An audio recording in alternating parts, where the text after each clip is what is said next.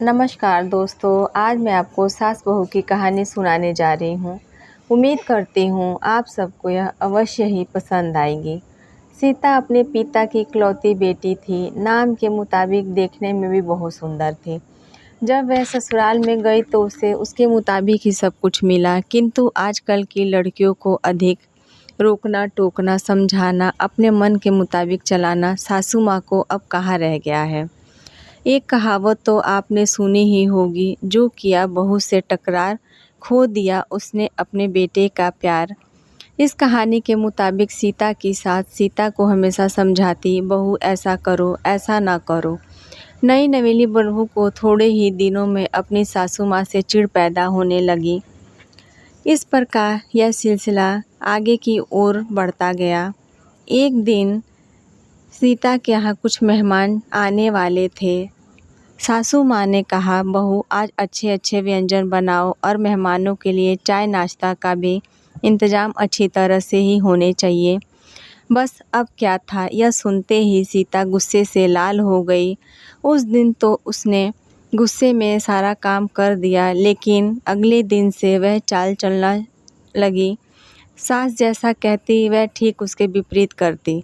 सास ने भी पुरानी कहावत के मुताबिक बहू को उसके माता पिता को गाली देना, उसे कोसना और बड़बड़ाना शुरू कर दिया। दोनों सास बहू में आनाकानी हमेशा चलती रहती। एक दिन सीता अपने पिता के पास रोती पीटती घर पहुंच गई। वह अपने पिता से बोली, पिताजी आप तो डॉक्टर हो, मुझे एक ऐसी दवा दीजिए जिससे खिलाऊं और वह बुढ़िया गूंगी हो जाए, क्योंकि वह मुझे गंदी गंदी गालियाँ देती है। इस पर पिताजी कुछ सोचते हुए बोले, बेटी मेरे पास एक ऐसी दवा है, लेकिन यह कड़वी है, वो आसानी से नहीं खाएंगी, इसीलिए मैंने एक युक्ति सोची है। तुम हर रोज़ 1 महीने तक यह दवा अपनी सास को खाने में मिलाकर खिलाती रहना।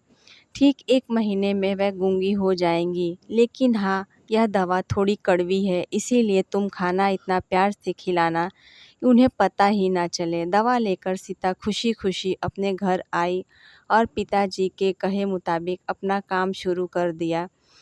अब सास जो कुछ भी कहती वह उसे मानती और उलट कर जवाब भी नहीं देती, क्योंकि वह जानती थी कि बुढ़िया तो अब हर महीने भर में गूंगी होने वाली है। बोल ले जितना बोलना है, उसके बाद वह चैन से रहेगी। अब हर रोज़ वह प्यार से चुटकी भर दवा खाना में मिलाकर प्यार से माँ जी को खिला देती। माँ भी समझती थी शायद इसके माता पिता ने इसे समझाया बुझाया है, इसलिए यह लड़ना झगड़ना बंद कर दी है। अब माँ जी भी बहू को खूब प्यार करती और बहू भी खूब प्यार सुनकर और प्यार भरी बातें किया करती थी।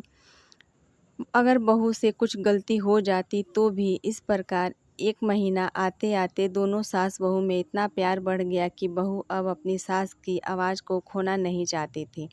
एक दिन फिर इसी प्रकार सीता रोती पीटती अपने पिता के पास पहुंची। पिताजी बोले, अब क्या हुआ? सीता बोली, पिताजी अब क्या होगा?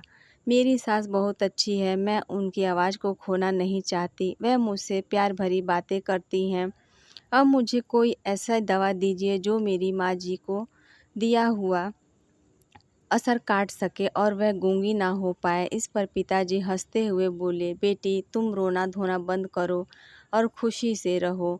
जो दवा मैंने उन्हें दी है वह कोई दवा नहीं थी, वह रिश्तों में घुली कड़वाहट उतारने की तरकीब थी। अगर मैं ऐसा नहीं करता तो तुम शायद आज भी नहीं सुधरी होती। बेटी इसी प्रकार यदि तुम अपनी सास के साथ अच्छे से रहोगी तो वह भी तुम्हें अपनी बेटी के समान ही प्यार करेंगी। अब सीता को सारी बात समझ आ गई थी। उसे अपनी गलती का एहसास भी हो गया था।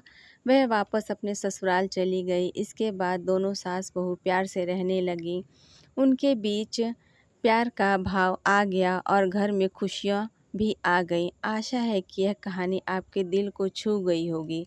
यह एक सच्चाई है। अगर बहू अपनी सास का प्यार पाना चाहती है तो उसे भी अपनी सास को स्नेह देना होगा। जिस घर में सास बहू में स्नेह होता है वह हमेशा खुशियाँ आती हैं। अंत में बस इतना ही, इस कहानी को आगे शेयर करें। दोस्तों, यदि आप सबको मेरी यह कहानी पसंद आई हो तो इसे please like share and subscribe अवश्य करें। Thanks for watching.